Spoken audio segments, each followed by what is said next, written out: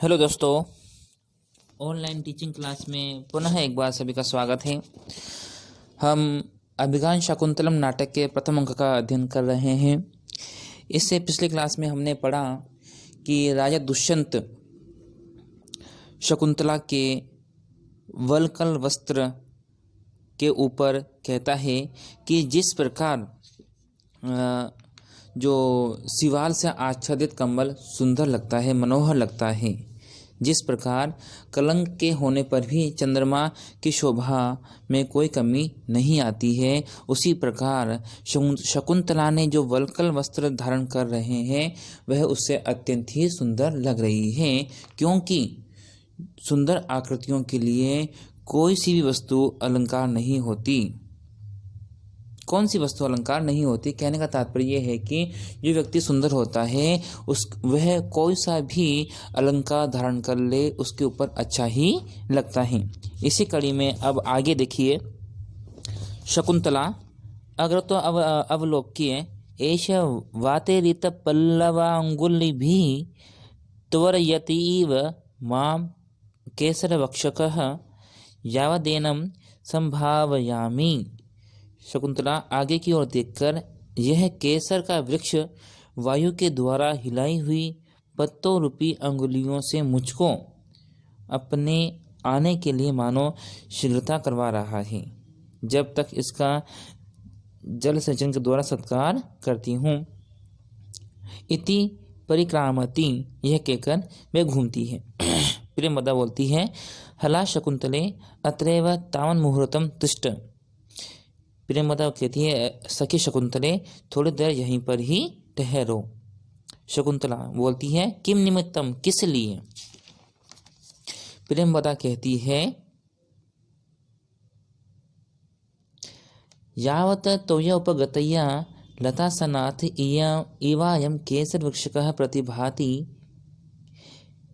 प्रेमवदा बोलती इसलिए कि पास में गई हुई तुम्हारे द्वारा यह केसर का वृक्ष लता रूपी स्त्री से युक्त सा प्रतीत हो रहा है। कहने का तात्पर्य यह है कि तुम उस केसर वाले वृक्ष के पास खड़ी हो तो ऐसा लगता है कि यह वृक्ष जो है स्त्री से युक्त सा प्रतीत हो रहा है। शकुंतला बोलती है, अतः खलु प्रेमवदा से तुम, इसलिए तुम सचमुच प्रेमवदा हो, प्रिय बोलने वाली ही हो।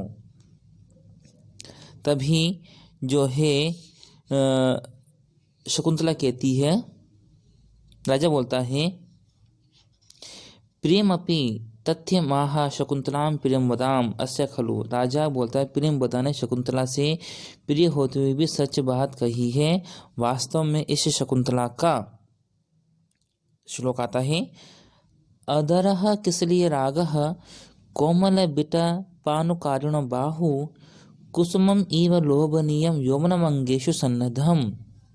अन्वय देखिए इसका, अदरः किसलिए रागः अस्ति बाहु कोमल बिटपानुकारिणो स्तः अंगेषु कुसुमम इव लोभनीयम यौवनम सन्नद्धम अस्ति। अदरः मतलब अधरोष्ट, होठ का नीचे का भाग। किसलिए रागः पल्लव के समान लाल। कोमल बिटपानुकारिणों का अर्थ है कोमल शाखाओं के समान। लोभनीयम का अर्थ है चित्त आकर्षक, चित्त को आकर्षित करने वाला। सन्नद्धम का अर्थ है व्याप्त। इसका अर्थ देखिए, शकुंतला का अधरोष्ट पल्लव के समान लाल है। शकुंतला के जो होठ हैं, जो अधरोष्ट हैं, वह पल्लव के समान लाल है। भुजाएं कोमल शाखाओं के सदृश हैं। इनकी जो भुजाएं हैं, शकुंतला की भुजाएं कैसी हैं? कोमल शाखाओं के समान हैं।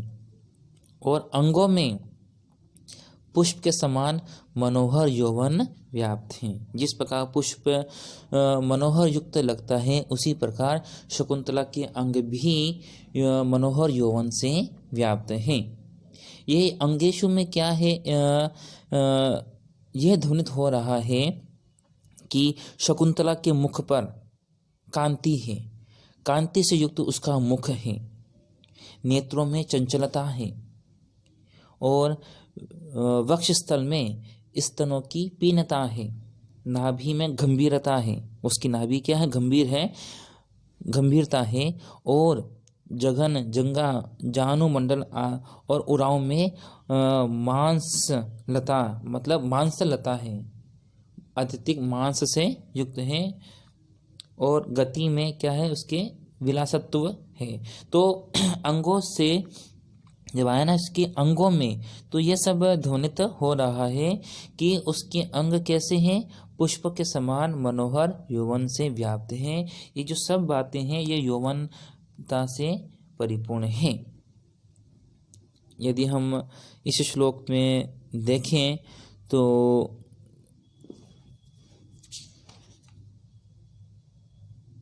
इस श्लोक में भी आर्या छंद है और उपमा अलंकार है। कौन सा अलंकार है, उपमा अलंकार है। और व्याकरणात्मक टिप्पणी की बात करें तो एक आया है सन्नद्धम, इसमें समुपसर्ग है, नह धातु और कत प्रत्यय। इसके साथ ही यौवनम, यूनः भावः यौवनम, युवन प्लस अण से यौवन बनता है। प्रियम, प्रिय प्लस कह से प्रियम शब्द बनता है। तो इसी के साथ आज के लिए इतना ही। धन्यवाद।